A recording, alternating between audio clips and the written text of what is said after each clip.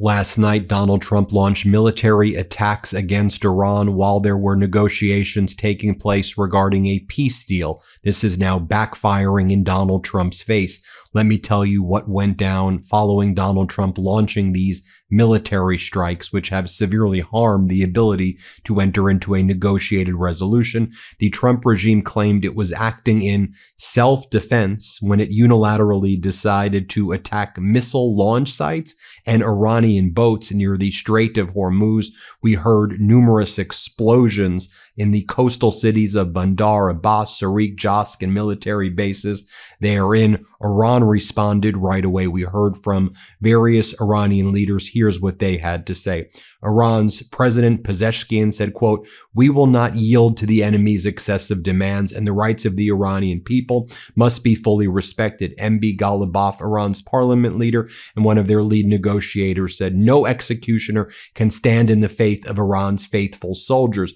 Brigadier General Abdullah of Iran said, "We will make the Persian Gulf safe, and we are prepared to deliver a harsh and hellish response to any aggression." You had Mohammad Makhdami respond to Donald Trump posting memes of the United States flag on Iran. And this individual said, "The flag which you colored on the social media platform upon the map of our dear country in reality is only used to cover the coffins of your soldiers, oh dreamer." So if Donald Trump thought that this targeting of Iranian sites in the middle of a negotiation was going to be helpful, it's having the exact opposite impact. You also had North Korea firing an unidentified amount of projectiles off the country's west coast, according to South Korea's military officials yesterday.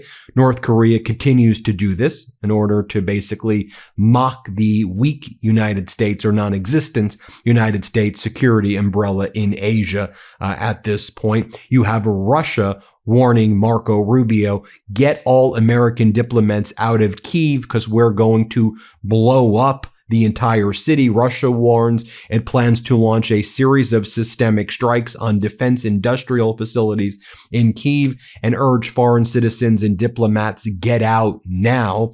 Rubio has never looked more weak and pathetic.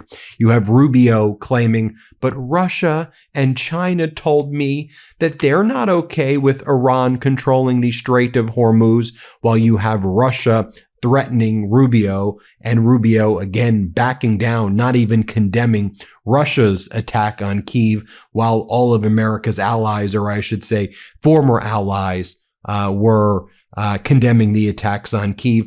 Even the Financial Times is talking about how utterly outmaneuvered Donald Trump has been by Iran in these negotiations. This is the Financial Times headline: "Iran has outdone Trump in the art of deal making." Which frankly, though, is very easy. Donald Trump's never been a deal maker. He's always used the pretext of negotiation to sucker punch. Trump's the worst kind of scum. He's a sucker puncher. He lures you in with the idea of a negotiation where people exercise good faith. And when you let your guard down, he sucker punches you, right? The worst form of scumbag, sucker punchers. That's exactly what Donald Trump's been his entire life. A fraud, a crook, a criminal. He's a sexual predator. He's been found civilly liable for sexual assault. The biggest scum of the scum who shouldn't be representing our nation or be near the White House is out there making a complete mockery of the United States. And pay attention to what's going on in the world as well. It's why we cover international affairs. In about 90 minutes, I'm going to release another video on this YouTube channel where I do a deeper dive into the international geopolitical situation taking place right now and specifically over the last 12 to 24 hours. But I want to note in this video that you have Pakistan's President Sharif and Pakistan's Field Minister Munir. They were meeting with Xi Jinping in China, where they announced a cooperation agreement, firm cooperation where they talked about their shared values and all of the agreements that they're actually reaching, unlike Donald Trump, who Xi Jinping said that you represent a declining country, and Donald Trump just took it like the weak and pathetic loser that he is. But also one of the things that Iran wants to happen right now is for China to serve as the guarantor of any deal regarding Iranian nuclear material and as a guarantor for an enduring peace in the Middle East. And specifically what Iran has been coordinating behind the scenes with China, and we see Pakistan doing it as well, and Trump's too stupid to realize what's going on, is a complete realignment of the security architecture in the Middle East, replacing the United States in the region with China. Whereas it used to be a U.S. security umbrella, what Iran and China are very sophisticatedly doing behind the scenes is they're setting up an architecture where China becomes the dominant power there, the main guarantor, and America first means America alone. Watch what's going on behind the scenes, because that is what is happening. And it's just utterly absurd that the Trump regime is like, we were doing purely defensive operations, everybody, when we attacked Iran last night. This was purely defensive in nature, and nobody's buying it at all. For example, you have Iran's Islamic Republic Broadcasting Network. Here's what they said in response to Donald Trump saying, we attacked Iran during the middle of negotiations in self-defense. Let me just make one other point here as well. So back last June, remember there was a deal in principle reached between the United States and Iran. Then what happened? Trump launched Midnight Hammer. In February, the foreign minister of Oman entered into a mediated, negotiated settlement between the United States and Iran. And then that night, that Friday night, end of February, Trump launched Epic Fury. Now you have the Pakistani mediator, the Field Marshal Munir, and the Pakistani leadership reaching a mediated negotiation where there was a deal on Saturday. And then what happens on Monday, and we saw it forming on Sunday, Trump regime, Netanyahu then launched these attacks near the Strait of Hormuz, and say, whoa, we were just being defensive. This was a self-defensive maneuver. The Islamic Republic Broadcasting Network said the following: we just found out that it is possible to kill 80,000 people, including more than 10,000 children, displace 2 million people, and call it self-defense, Barry Malone writes. There's a video on the timeline today of a Palestinian man weeping over the body of his dead 6-year-old daughter. She was killed in an Israeli attack on a tent. There is no ceasefire. There was never a ceasefire, and they have never stopped slaughtering the children of Gaza. It's what we've been saying here on the MeidasTouch network since the Trump regime announced there's a ceasefire, there's a ceasefire. Everything Donald Trump and Netanyahu say are lies. Every syllable, every utterance, every sound, lie after lie after lie. And Trump will say, oh, we did a deal, the greatest deal. I brought in $18 trillion, $21 trillion. Completely false. How false? If he says he brought in $18 trillion, it's $18 trillion false. And I know, the human mind is not necessarily able and equipped to just deal with massive, gigantic lies pouring in all of the time.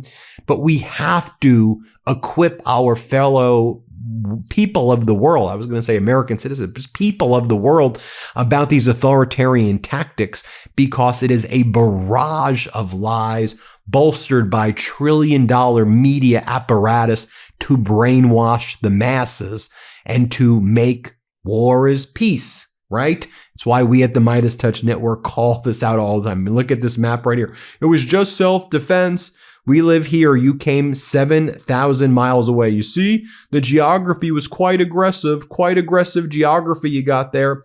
And then you have what's Donald Trump doing? Well, you have Iran coordinating with China, coordinating with Russia, coordinating with BRICS. Very sophisticated, detailed, 4, 5, 8, 12-dimensional chess taking place. And then you have Donald Trump posting stupid memes last night.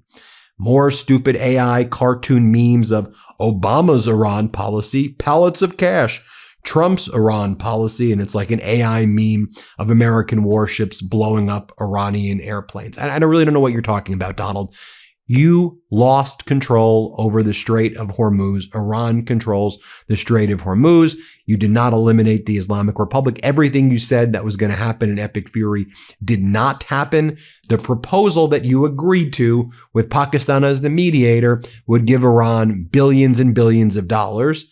And now when you were called out for that by Netanyahu and the neocon warmongers, now you are going back on a deal that you made because you never actually can make deals. And now you're posting AI memes. Look, Obama never gave cash money to Iran. Obama removed sanctions on Iran and removed frozen funds that belonged to Iran and got a JCPOA, got Iran to remove its nuclear material to non-weapons grade under the supervision of the IAEA and under a strong international control mechanism without there being a war.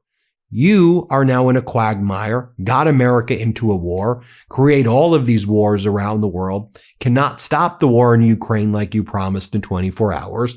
You've created one of the biggest disasters, perhaps the biggest disaster geopolitically in American history. And while you go, well, only 13 people died. I mean, how dare you say only 13 people died? Those are 13 brave, courageous service members who died for your catastrophic and unlawful war. So don't demean their memory. Don't you dare ever demean their memory. You understand, you vile piece of trash, you. Don't you ever demean their memory, you sick, draft-dodging loser, you, number one. How dare you, and how dare you do it on Memorial Day. But beyond the loss of life, the geopolitical damage that has been done to the United States standing when you compound your disastrous tariffs against the world, then this geopolitical mess that you got the United States into, weakening the United States forever, you will always be remembered as the biggest loser in world history. That will be your memory. And while you try to erect UFC stadiums around the White House, everybody knows that you're doing it to compensate for the fact that you are a pathetic, vile loser. You've always been one. You've been a con artist that, for reasons that remain unclear to me, are able to brainwash people with your massive lies. But there's a reason why your approval is only 30% right now, or 33% right now, according to some polls. The worst in the worst in presidential history, worse than Nixon when he resigned. And so while you see these photos of the UFC stadium going up, where it's actually not going to be a stadium for actual fans. Trump's going to use our military members as props and put them there, basically. So that's what he's doing. And then yesterday he inspected the pillars at the White House because he wants to take down the pillars and replace them with Corinthian pillars, or like Corinthian gold pillars. So he was inspecting the pillars yesterday. I'm going to leave us with this because I thought it was very articulate. And it's a little bit of a cleanse after this video, which I thought were very refreshing words from Pope Leo XIII, who's been calling out Donald Trump and Trump's rogue regime. And here he talks about the consequences of unregulated and unrestricted AI in theaters of war, economy, culture, and elsewhere. And I thought it was a profoundly significant observation from a very deep thinker. And again, whether you're religious or not religious, as you know, or no religion at all, as we say on the MeidasTouch network, we just want you to be a good person, okay, and care about others. That's what's most important here. But I thought this was profoundly insightful. Let's play it. Very troubling voices have also reached me about increasingly autonomous weapons systems, practically beyond any human reach to govern them effectively. I hear very troubling accounts of algorithms that can block access to healthcare, employment, and security on the basis of data tainted by prejudice and injustice. And I've heard the silence of those who have no voice when decisions are made. Decisions likely to generate new forms of exclusion and suffering. From this listening matured a disturbing conviction expressed in Magnifica Humanitas. There you have it, folks. Let me know what you think. Hit subscribe. Let's get to 7 million subscribers. Thank you all so much for watching. Thanks for watching. Be sure to add the MeidasTouch podcast on Apple Podcasts, Spotify, or wherever you get your podcasts for new updates every single day.